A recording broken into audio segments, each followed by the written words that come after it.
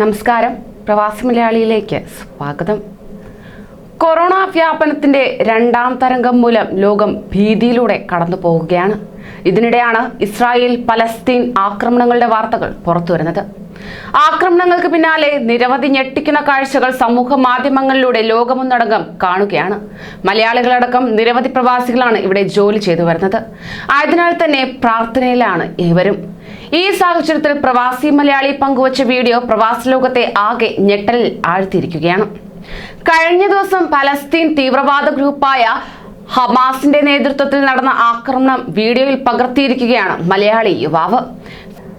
Facebook live വഴി ഇദ്ദേഹം Sanoj vlogs എന്ന തന്റെ പേജ് വഴി പങ്കുവച്ച വീഡിയോ ഏറെ ഞെട്ടലോടെയാണ് ഏവരും കണ്ടത്. ഇവിടേക്ക് മിസൈലുകൾ വന്ന് പതിക്കുന്ന തത്സമയ ദൃശ്യങ്ങളാണ് വ്ലോഗർ തന്റെ പേജ് വഴി പങ്കുവച്ചിരിക്കുന്നത്. അഷ്കലോണിന്റെ അവസ്ഥ അതിഭീകരമാണെന്നും നിരവധി പേർക്ക് പരിക്കേറ്റിട്ടുണ്ടെന്നും കെട്ടിടങ്ങൾക്ക് കേടുപാടുകൾ സംഭവിച്ചിട്ടുണ്ടെന്നും ഇദ്ദേഹം തന്റെ വീഡിയോയിൽ പറയുകയാണ്. നിരവധി മലയാളികളുള്ള പ്രദേശമാണ് അഷ്കലോണെന്നും ഇദ്ദേഹം പറയുന്നുണ്ട്. ഹമാസ് നടത്തിയ മിസൈൽ ആക്രമണത്തിൽ മലയാളി യുവതിയും കൊല്ലപ്പെട്ടിരുന്നു.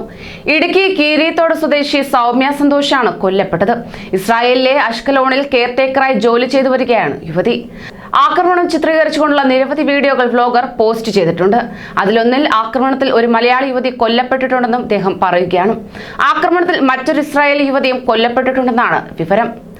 അതേസമയം അൽ അക്സയിലും ഗസയിലും ഇസ്രായേൽ നടത്തിയ അതിക്രമങ്ങൾ ചർച്ച ചെയ്യുന്നതിനായി അറബ് ലീഗ് വിളിച്ചു ചേർത്ത അടിയന്തര യോഗം കഴിഞ്ഞ ദിവസം നടക്കുകയുണ്ടായി. ഓൺലൈൻ വഴി നടക്കുന്ന യോഗത്തിൽ ഖത്തറാണ് അധ്യക്ഷത വഹിച്ചത്. സ്ഥിരം ക്ഷണിതാക്കൾ പങ്കെടുക്കുന്നതിന് പകരം അറബ് ലീഗ് അംഗരാജ്യങ്ങളിലെ വിദേശകാര്യ മന്ത്രിമാരാണ് യോഗത്തിൽ പങ്കെടുത്തത്. അന്താരാഷ്ട്ര മര്യാദകളും സമാധാന നീക്കങ്ങളും അട്ടിമറിച്ച് ഇസ്രായേൽ കഴിഞ്ഞ ദിവസം രാത്രി ഗസയിൽ നടത്തിയ റോക്കറ്റ് ആക്രമണത്തിൽ കുട്ടികൾ ഉൾപ്പെടെ 20 പേരാണ് കൊല്ലപ്പെട്ടത്. അൽ അക്സയിൽ പ്രാർത്ഥനയ്ക്കെത്തിയ പലസ്തീനികൾക്ക് നടത്തിയ ആക്രമണത്തിൽ നിരവധി പേർക്ക് ഗുരുതരമായി പരിക്കേൽക്കുകയും ചെയ്തിരുന്നു. ഈ സാഹചര്യത്തിൽ ഇസ്രായേലിനെതിരെ സ്വീകരിക്കേണ്ട നിലപാടുകളും നടപടികളും ഏത് തരത്തിലാവണമെന്ന് യോഗത്തിൽ ചർച്ചയായിട്ടുണ്ട്. കഴിഞ്ഞ ചൊവ്വാഴ്ച രാവിലെ ഇസ്രായേൽ സേന ഗാസയിലെ റിമൽ പരിസരത്തുള്ള പാർപ്പിട സമുച്ചയത്തിന് നേരെ നടത്തിയ വ്യോമാക്രമണത്തിൽ 2 പേർ കൊല്ലപ്പെട്ടു. ഇതോടെ ഇസ്രായേൽ ആക്രമണത്തിൽ കൊല്ലപ്പെട്ടവരുടെ എണ്ണം 26 ഉയർന്നു. കൊല്ലപ്പെട്ട 2 പേരും ഇസ്ലാമിക് ജിഹാദ് കമാൻഡർമാരാണെന്ന് തിരിച്ചറിഞ്ഞതായി അൽ ജസീറ റിപ്പോർട്ട് ചെയ്യുകയുണ്ടായി. കുറഞ്ഞത് 5 പൗരന്മാർക്ക് പരിക്കേറ്റതായും റിപ്പോർട്ടുണ്ട്.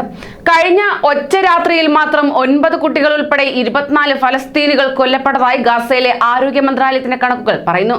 കഴിഞ്ഞ 24 മണിക്കൂറിനുള്ളിൽ ജെറുസലേമിലും അധിനിവേശ പ്രദേശങ്ങളിലും 700-ലധികം ഫലസ്തീനികൾക്കാണ് പരിക്കേറ്റിരിക്കുന്നത്. ഇതുകൂടാതെ അധിനിവേശ കിഴക്കൻ ജെറുസലേമിലെ മസ്ജിദുൽ അക്സ പരിസരത്ത് നിന്ന് ഇസ്രായേൽ സേനയെ പിൻവലിക്കണമെന്നാവശ്യപ്പെട്ട് ഫലസ്തീനിയൻ സംഘമായ ഹമാസ് റോക്കറ്റ് ആക്രമണം നടത്തിയിരുന്നു. തിങ്കളാഴ്ച രാവിലെ ഇസ്രായേൽ സേന നടത്തിയ ആക്രമണത്തിൽ മസ്ജിദിൽ പ്രാർത്ഥനയ്ക്കായി എത്തിയ ഫലസ്തീനികളിൽ 100-ലേറെ പേർക്ക് പരിക്കേറ്റിരുന്നു. റബ്ബർ ബുള്ളറ്റുകളും കണ്ണീർ വാതകവും സൗണ്ട് ബോംബുകളുമായി എത്തുകയായിരുന്നു സേന. പ്രാർത്ഥനയുടെയും പ്രതിഷേധത്തിന്റെയും ഭാഗമായി എത്തിയവരെ ആക്രമിച്ചത്.